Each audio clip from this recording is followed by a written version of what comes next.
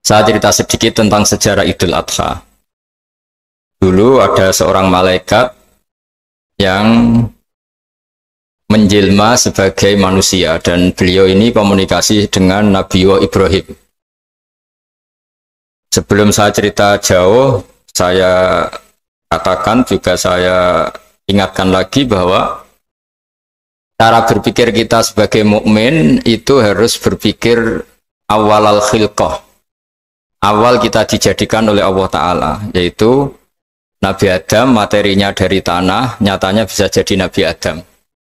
Kita dari sperma, nyatanya bisa jadi manusia dengan konstruksi yang sempurna. Dengan cara seperti ini nanti bayangkan kekuasaan Allah yang tidak terbatas menjadi mudah.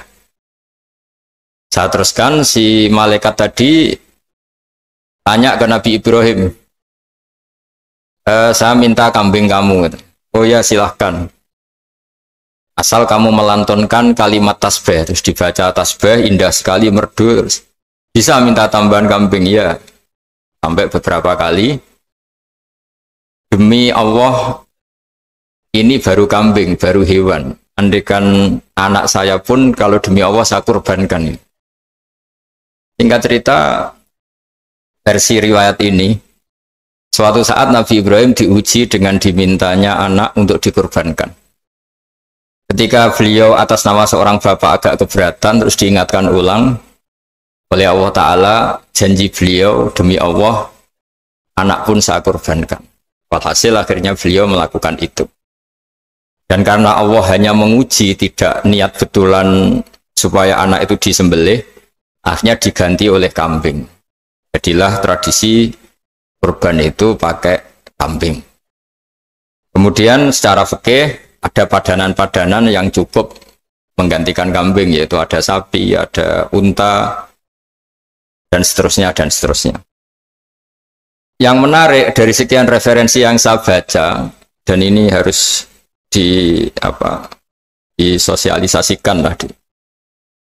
Sebagian versi itu adalah bahwa Nabi Ibrahim ketika diangkat di alam malakut, di alam langit sana, itu ketemu Allah, kemudian Allah tanya, Ibrahim, banyak hamba-hambaku yang durhaka, tidak tahu saya sebagai Tuhannya. Terus kata Ibrahim, usul ya fa'amidhum, bunuh saja ya Allah. Setelah itu tanya lagi, ada yang pezina, ada yang koruptor, ada yang pokoknya dosa-dosa yang buruk sekali. Dan di semua itu Nabi Ibrahim usul, mereka hidup di bumi engkau ya Allah, makan rezekimu ya Allah, maka mereka nggak sopan sekali, nggak ngerti engkau. Terus singkat cerita minta itu diadab, siksa.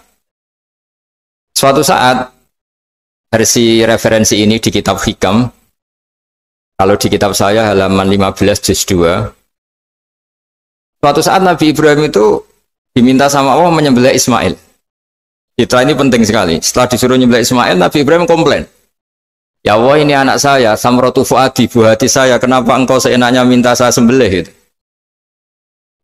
Nggak bisa ya Allah, ini samratu fuadi, buah hati saya. Terus kata Allah, orang-orang yang durhaka yang kamu usulkan supaya saya bunuh, itu hamba saya menciptakan mereka, dan saya mencintai mereka, karena itu ciptaan saya. Anda enak saja usul saya matikan, saya bunuh. Sekarang ketika Anda usul, saya tidak mikir. Kenapa ketika saya usul kamu mikir? Terus akhirnya Nabi Ibrahim mau oke, ya Allah. Setelah itu terus semenjak itu Nabi Ibrahim itu begitu sayang sama hamba-hambanya Allah. Sehingga dari cerita yang paling masyhur, ketika Abu Bakar As-Siddiq begitu lemah lembut sama hamba-hamba Allah yang lain, Nabi Muhammad mensepadankan dalam hal ini sama Nabi Ibrahim, hati kamu sehalus Ibrahim. Yaitu Nabi Ibrahim, beliau akhir-akhir punya komitmen, faman tabi'ani fa innahu minni wa man asani fa innaka ghafurur rahim. Ya Allah, orang yang ikut sunnahku maka jelas bagian dari saya. Dan yang sedang durhaka, wa man asani, saya harapkan fa innaka ghafurur rahim. Engkau Maha Pengampun, Maha Penyayang. Semenjak itu menjadi sunnatan muttaba'ah bahwa agama ini agama rahmatan lil alamin, bahwa melihat kemungkaran, melihat kebodohan, ketimpangan, itu komitmen kita ini membenahin, bukan menghabisin. Melihat kesalahan komitmen kita ini, in uridu ilal islaha mastata'tu. Komitmen kita ini ingin lebih baik, bukan mengacaukan dunia ini. Semenjak itu terus syariat-syariat Islam disebut anit tabi millata Ibrahim Hanifa, bahwa kita mengikuti millahnya Ibrahim. Sebab itu kemudian setelah ini menjadi sunnatan mutaba'ah, bahkan banyak ulama yang berpendapat ketika Rasulullah SAW Mi'raj itu dari sekian Nabi Ulul Azmi yang nggak ketemu itu Nabi Nuh.